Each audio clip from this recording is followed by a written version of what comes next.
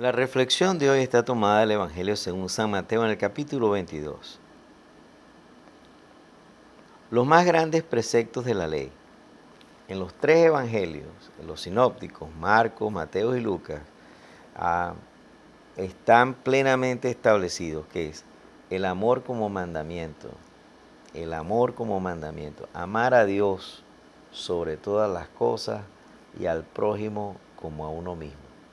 Eso es la síntesis de la ley y los profetas. Cuando nosotros vemos la historia de la iglesia,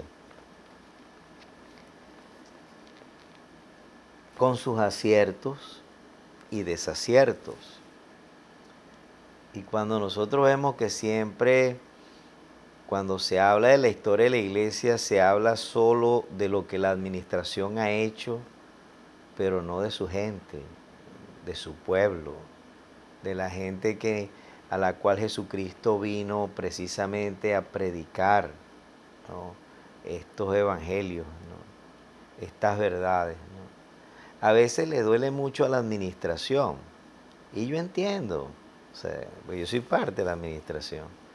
El que la mayoría de la iglesia no practique el evangelio, el que en la mayoría de la iglesia no está casada, no vive en el matrimonio tal cual como los que diseñaron la iglesia en Trento y la han rediseñado en el Vaticano II, pueden así describirlo, ¿no?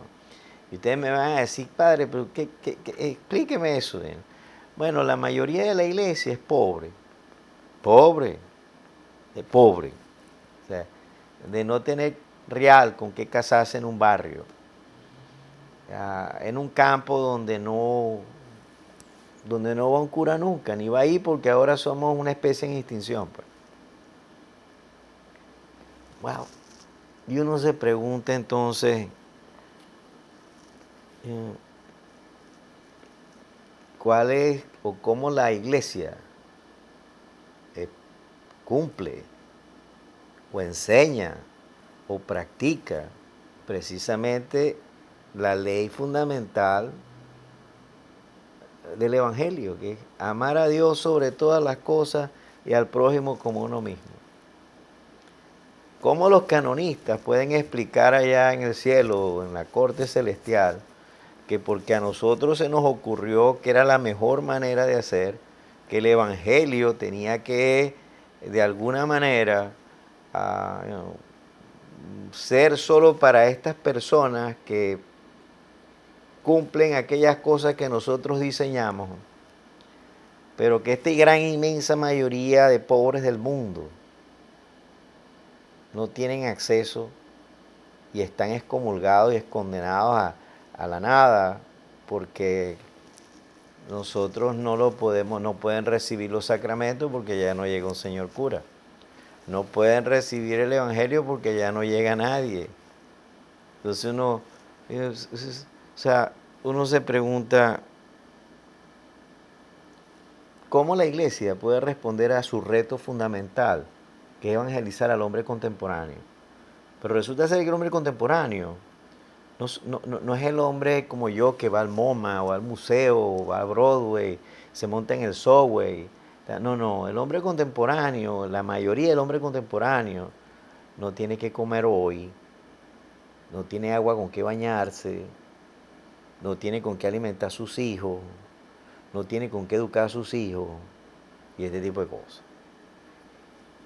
Y a veces lo único que tienen que sus hijos han sido bautizados.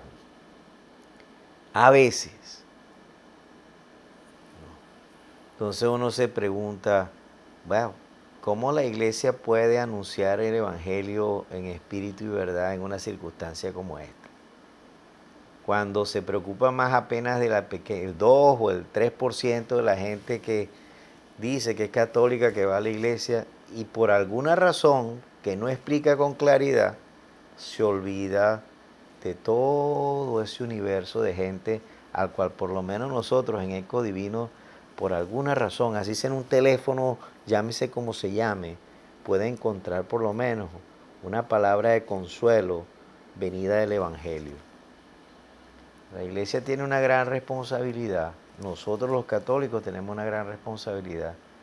Y es la de tomar el toro por los cachos y decir, bueno, hemos logrado muchas cosas en la historia, pero nos faltan muchas por lograr.